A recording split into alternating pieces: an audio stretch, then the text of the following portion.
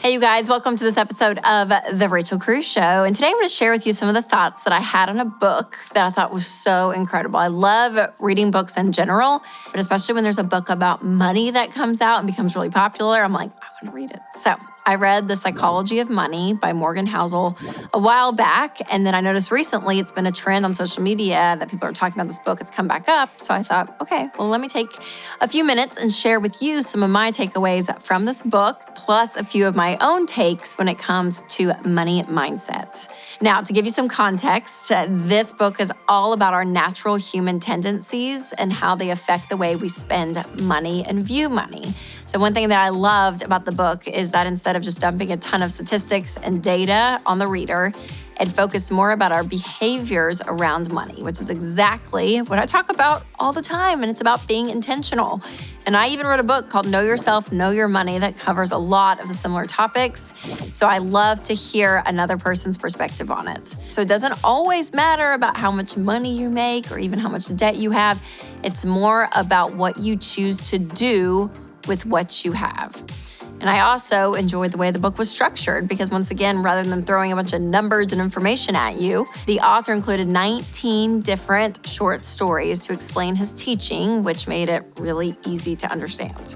All right, my first takeaway from the book that I loved is he talks a lot about putting your ego aside. He says, less ego, more wealth. If you want to save money, put your ego aside. But he talks about the ego a lot, which I love the way he phrases that, because on here we talk a lot about don't worry about what people think, don't compare your life, do what's best for you, put the blinders on and all of it. But what he speaks to really is what's going on internally in us when we find ourselves wanting, that nicer car because it feels good, or wanting to dress that certain way, or wanting that type of house, or whatever that thing is. Yeah, sometimes it's because we just enjoy that kind of stuff and that's what we want. But sometimes it's because of what people are thinking and the picture we put forth of how successful we are, how well we're doing. Put your ego aside and actually say, okay, what I value in life is so much more than just all this stuff. What you will find is that you don't go and tend to buy all this stuff. So you have money to save, you have money to build wealth, you have margin, because you're not spending money to the nth degree to keep up. So I love that.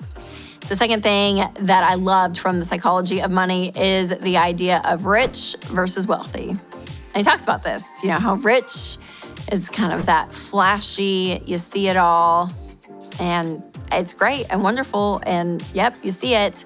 But the more research he's done, the more he has seen that true wealth that is more stable, more secure is behind the curtain. So a lot of families that have even generational wealth, maybe it's all in real estate or it's other places that, again, it's not this flashiness that you see, but it is true wealth that is behind the scenes. And I love that because we talk about building wealth a lot. And according to our survey, when it came to surveying millionaires, we found that people's net worth to be net worth millionaires came a lot from their home, equity in their home, and their 401k retirement plans. And I love that because it's not flashy, right? It's not this like, oh my gosh, look at me.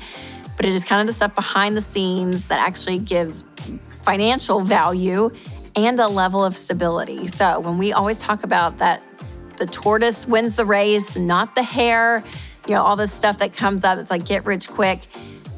A lot of true wealth is built over time, slowly, and that is the safest, most stable way to do it. And he really reiterates that in the book, and I love that. All right, my third takeaway is that managing money helps you sleep at night. So again, it's called The Psychology of Money, but he does talk so much about our mental states and when you have control over your money, how you actually get a better night's sleep. And this is something we talk a lot about, Ramsey.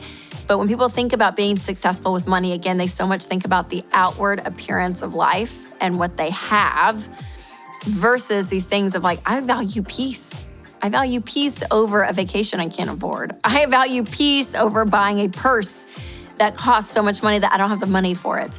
Like I value peace over lifestyle and how important that is. So we can get into the science all about how good sleep is for you at night and all the things, but what it goes to show is that peace is a really important part of this process, not just the numbers or status of what you have. All right, my fourth takeaway is to avoid extreme financial decisions. So he talks about being wise in the day-to-day, and people that go to this extreme of doing extreme stuff to build wealth, it usually doesn't work. And then something else he talks about, which is kind of under this point, which I love too, is that it's not just about making wealth, but it's about keeping wealth. And he parallels these two stories of when the stock market crashed and the Great Depression happened. And one guy, really wealthy guy out of New York, was all in the stock market. He came home the day that it crashed, and his wife was so scared because a lot of people were committing suicide during that time. And he told her, no, I actually shorted the stock, which means he bet against the market. And he made, on estimate, what today would be like $3 billion, something crazy. So she was all happy. He was all happy. They were living their best life. Now, another wealthy guy, again, playing the stock market, all that. He was a multi-millionaire, crashed, lost everything, committed suicide. Well, the first guy, again, did great. But what he ended up doing was spending, leveraging to the point that he ended up with nothing, you guys. Like, just years later, he compares these stories to say, gosh, one guy crashed, lost everything. Another guy didn't crash, actually exceeded, but then later crashed. So building wealth and being wealthy and making decisions about your money is about saying, okay, what is the long game? What is the long game? Because when you start to get greedy and start to do stuff, that is when you can actually crash and fall. So look long-term at your decision making. It's really important, and don't make extreme decisions when it comes to your money. All right, the fifth and final thing that I loved about this book is he talked about knowing what you value in life. And he talks about this book called 30 Lessons for Living, that this man interviewed thousands of elderly Americans. And he asked them about saying, okay, over the decades of your life experience, what is important? He said, no one, not a single person out of 1,000 said that to be happy, you should try to work as hard as you can and make money to buy things you want.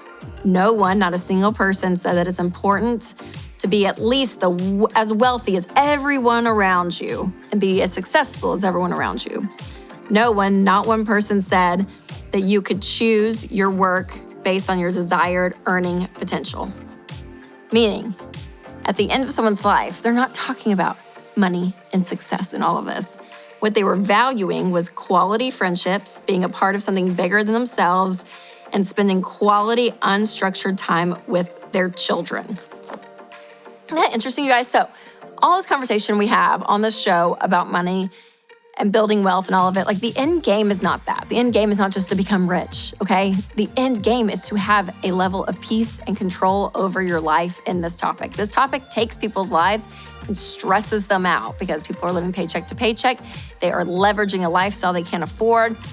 Inflation hits and they are stressed, like all of those things. I don't want that for you. I want a level of peace in your life that you've set yourself up so that you can enjoy your life. And sure, yes, if you invest and you do these things, you are going to become wealthy. Mathematically speaking, that's what's going to happen over time.